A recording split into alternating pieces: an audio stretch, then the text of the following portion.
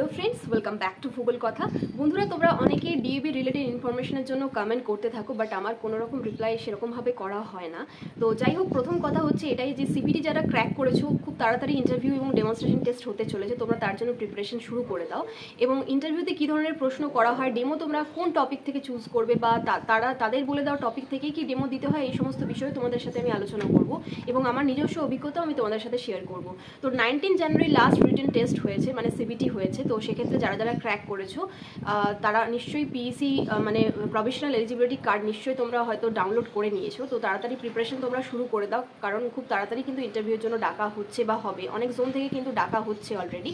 এবং কোন কোন ক্ষেত্রে ভ্যাকেন্সি রয়েছে সেগুলি তোমরা কিভাবে চেক করবে সেগুলি আমি তোমাদের সাথে শেয়ার করবো, যে কোন ডিএবি স্কুলে কীরকম কী ভ্যাকেন্সি রয়েছে বা আদৌ ভ্যাকেন্সি রয়েছে কিনা, বা ইন্টারভিউয়ের ডেট পাবলিশ হয়েছে কিনা, নোটিফিকেশন এসেছে কিনা, সেটা তোমরা কিভাবে চেক করবে সেই বিষয়েও আমি তোমাদের সাথে আলোচনা করব। তো প্রথমেই বলি, আমার যখন ইন্টারভিউ হয়েছিল তখন দুটো ফেজে ইন্টারভিউ নেওয়া হয়েছিল। ফার্স্ট ফেজে সাবজেক্ট ম্যাটার থেকে প্রশ্ন জিজ্ঞাসা করা হয়েছিল, এবং সেই দিনই ওই সাবজেক্ট ম্যাটারের ইন্টারভিউয়ের পরে আমাকে জেনারেল ইন্টারভিউ নেওয়া হয়েছিল। ওখানে জেনারেল কিছু বিষয়ে প্রশ্ন করা হয়েছিল, যেমন ধরো কারেন্ট অ্যাফেয়ার্স, জিকে, বা আমার অ্যাড্রেস কি, আমি কোথায় থাকি, এই সমস্ত বিষয়ে প্রশ্ন করা হয়েছিল। প্রথম কথা বলি বন্ধুরা, আমি পিজিটি জিওগ্রাফির জন্য ইন্টারভিউ দিয়েছিলাম এবং সিবিটি ক্র্যাক করার পরে 15 দিনের মধ্যে আমাকে ইন্টারভিউয়ের জন্য ডাকা হয়েছিল।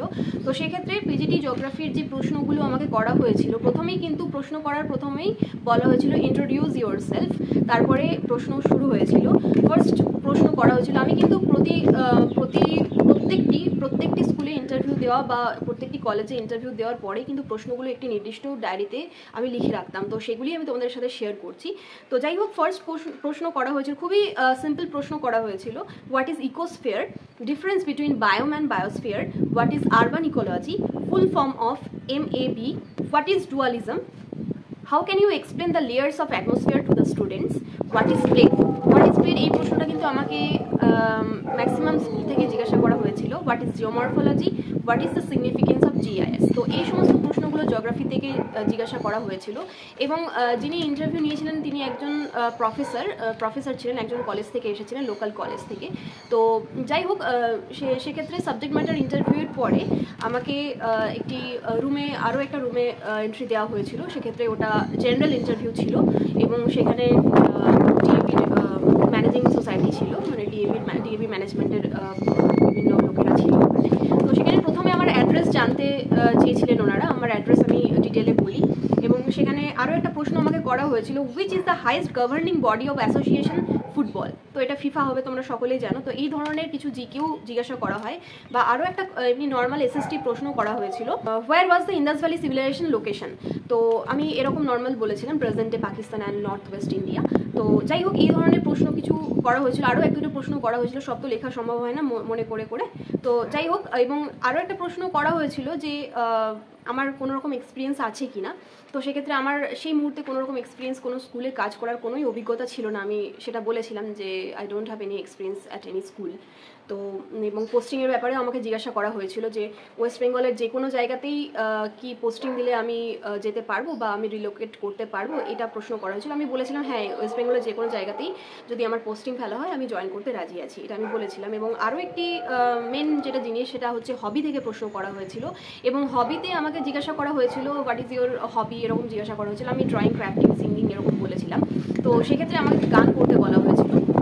এবং আমি এটাও খবর পেয়েছিলাম, যারা আর্টের টিচার হিসেবে ইন্টারভিউ দিয়েছিল সেক্ষেত্রে কিন্তু আর্ট অ্যান্ড ক্রাফটের টিচারদেরকে ছবিও আঁকতে বলা হয়েছিল ডিএপিতে। তো যাই হোক, সিঙ্গিং যখন ওনারা শুনলেন তখন আমাকে একটি নন ফিল্মি গান করতে বলা হয়েছিল ওখানে।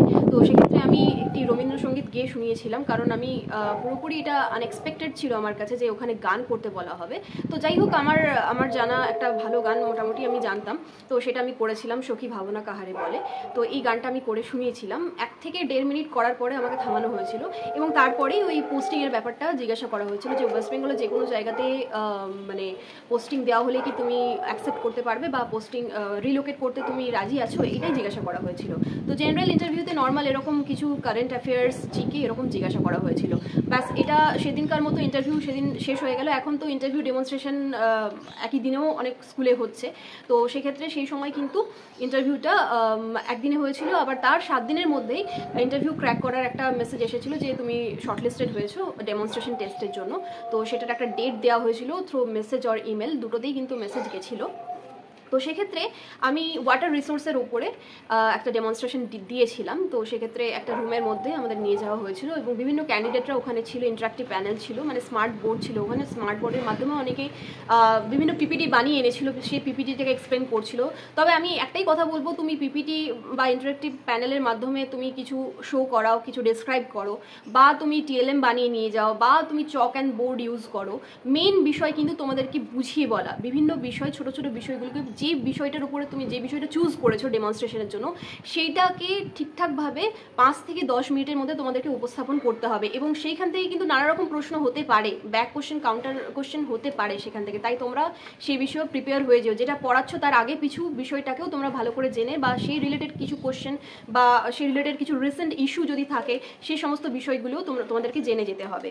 তো যাই হোক, পরিবেশটা একদম খুবই ভালোই থাকে, পরিবেশ, যে পরিবেশটা ক্রিয়েট হয় ওখানে খুব একটা টেনশন ফিল হয় না, কারণ তোমার মতো অনেক ক্যান্ডিডেটই ওখানে কিন্তু ইন্টারভিউ দিতে গেছে বা ডেমনস্ট্রেশন টেস্ট দিতে গেছে। একটি ক্লাসরুমের মধ্যেই বসানো হয় এবং সামনে একজন বা দুজন ইন্টারভিউয়ার থাকেন এবং সেখানে ডেমনস্ট্রেশন দিতে বলা হয়। তুমি চক অ্যান্ড বোর্ডও ইউজ করতে পারো বা তুমি ইন্টারাক্টিভ প্যানেলও ইউজ করতে পারো, যে স্কুলে অ্যাভেলেবেল থাকবে সেই স্কুলে।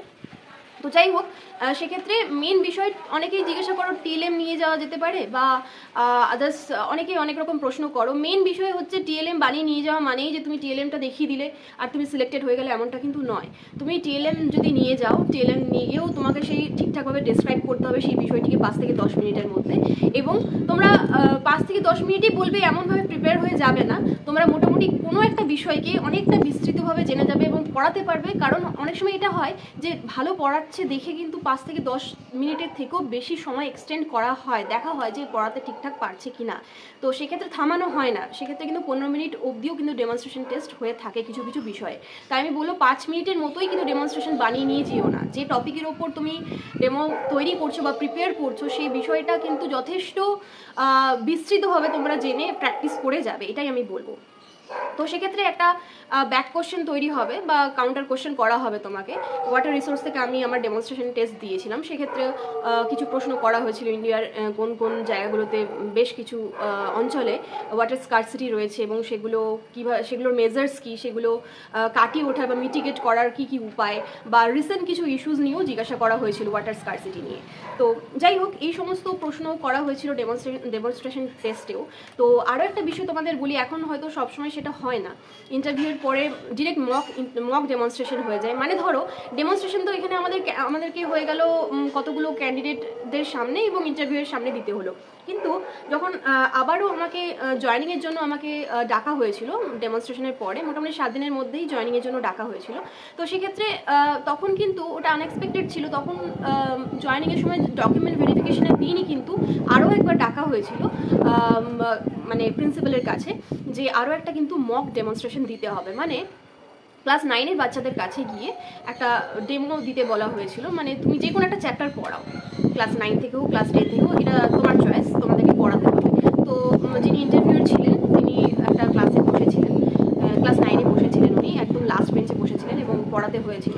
তো সেক্ষেত্রে তোমাকে মোটামুটি পড়িয়ে যেতে হবে, একটা পিরিয়ড নিতে হবে, ধরে রাখো 40 মিনিটসের একটা পিরিয়ড তোমাকে নিতে হবে এবং তোমাকে তোমার এফিসিয়েন্সি দেখাতে হবে। সেক্ষেত্রে সেই দিন কিন্তু কোনো রকম প্রিপারেশন আমার ছিল না, কিছুক্ষণ আগে জানতে পারলাম, তখন হয়তো একটু সিলেবাসটা ইন্টারনেট খুলে দেখে নিয়েছিলাম এবং যে বিষয়টা পড়াবো সেটা একটু দেখে নিয়েছিলাম, ব্যাস তখনই পড়াতে হয়েছিল। তো এই বিষয়টা খুব একটা কমন নয় সব স্কুলের ক্ষেত্রে, ডিএভি মডেল স্কুল দুর্গাপুরে আমার এরকমটা হয়েছিল। তো যাই হোক, মোটামুটি 15 মিনিট ক্লাস নিয়েছিলাম, তারপরে ইটস ওভার বলে টিচার বেরিয়ে এলেন এবং আমিও তার সাথে সাথে বেরোলাম। তখন তারপরে আবারও ডকুমেন্ট ভেরিফিকেশন, জয়েনিংয়ের ডেট এবং পরের দিনই নেক্সট ডেতেই, মানে যেদিন মক ডেমনস্ট্রেশন টেস্ট হলো তার পরের দিনই আমাকে জয়েন করতে বলা হলো। যাই হোক, তারপরের দিন আমি জয়েন করলাম। 8 এপ্রিল ছিল, 8 এপ্রিলে আমাকে জয়েন করতে বলা হয়েছিল। তোমাদেরও দেখবে ওই এপ্রিল মে মাস করে, মে মাস অব্দি এক্সটেন্ড হবে না, এপ্রিলেই তোমাদেরকে জয়েন করতে বলা হবে। এবং আরও একটা বিষয় যে তোমরা ওয়েবসাইট রেগুলারলি ফলো করবে, আমি তো তোমাদের জানাবোই। এবং কিভাবে তোমরা ওয়েবসাইট ফলো করবে, মানে ওয়েবসাইট দেখে কিভাবে বুঝবে যে ওয়েস্ট বেঙ্গল জোনে ভ্যাকেন্সি আউট হয়েছে কিনা, বা ওয়েস্ট বেঙ্গল জোনে ইন্টারভিউয়ের ডেট পাবলিশ হয়েছে কিনা, এই সমস্ত বিষয়গুলি তোমরা কিভাবে চেক করবে, এটিও আমি তোমাদের সাথে শেয়ার করবো। আরও একটি বিষয় তোমাদের সাথে শেয়ার করি, সেটা হচ্ছে যে তোমরা অনেকেই কমেন্ট করছো যে যে সমস্ত জোন থেকে তোমরা সিবিটি ক্র্যাক করেছো এবং পিএসসি ডাউনলোড অলরেডি করেছো, তোমরা হয়তো অন্যান্য জোনে অ্যাপ্লাই করতে চাইছো এবং সেক্ষেত্রে কিভাবে অ্যাপ্লাই করবে সেটা তোমরা বুঝতে পারছো না।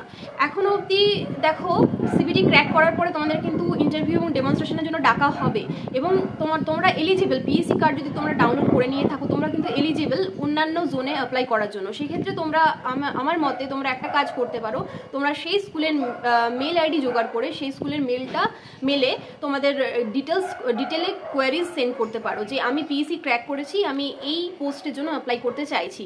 যদি না এখনও পর্যন্ত ইন্টারভিউয়ের ডেট সেই জোনে পাবলিশ হয়েছে, বা সেই জোনে যদি এখনও পর্যন্ত কোনো রকম নোটিফিকেশন নেই, ভ্যাকেন্সি কিছুই আউট হয়নি, বা ভ্যাকেন্সি ডিটেলসও তোমরা জানতে পারছো না, সেক্ষেত্রে আমি বলবো স্কুলের ইমেল আইডি তোমরা খোঁজো, সেই রেসপেক্টিভ স্কুলের ইমেল আইডিতে তোমরা সমস্ত রকম কোয়ারিজ সেন্ড করে তোমরা কোন পোস্টের জন্য অ্যাপ্লাই করতে চাইছো সেটা তোমরা বলো। আর বন্ধুরা, যারা কমেন্ট করে লিখছো যে কবে ইন্টারভিউ বা ডেমো ডেট দেওয়া হবে, বা কবে ইন্টারভিউ বা ডেমো হবে সেটা বোঝা যাচ্ছে না, তো তোমরা একটু ওয়েট করো। পিএসসি ডাউনলোড করে নিয়েছো, প্রিপারেশন করতে শুরু করো ইন্টারভিউ এবং ডেমনস্ট্রেশনের জন্য, এবং তোমরা ঠিকই ডাক পাবে। এবং সেক্ষেত্রে তোমাদেরকে ওয়েট করতে হবে, এখানে কিছু করণীয় বিষয় নেই। যে সমস্ত জোন থেকে তোমরা পিএসসি ডাউনলোড করেছো, বা যে সমস্ত জোনে তোমরা সিবিটি ক্র্যাক করেছো, সেই সমস্ত স্কুল থেকে তোমাদের অবশ্যই ইন্টারভিউ এবং ডেমোর জন্য ডাকা হবে। এবং আরও একটি বিষয় তোমাদের বলি, মোটামুটি ডেমনস্ট্রেশন এবং ইন্টারভিউটা কিন্তু ফেব্রুয়ারি থেকে শুরু হয়ে গেছে অনেক জোনে, তো ফেব্রুয়ারি, মার্চ, এপ্রিল, মে অবধিও কিন্তু এই ইন্টারভিউটা হবে।